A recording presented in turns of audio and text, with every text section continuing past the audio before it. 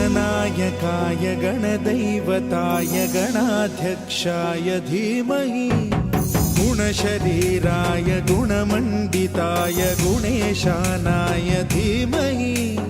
गुणातीताय गुणाधीशाय गुणप्रविष्टाय धीमहि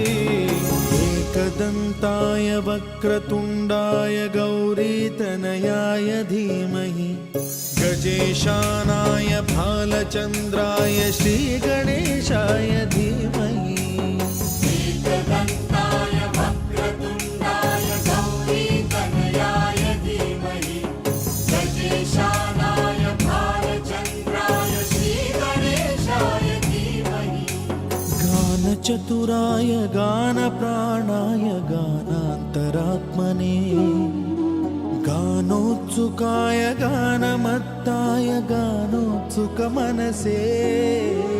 गुरुपूजिताय गुरुदैवताय गुरुकुलस्थाय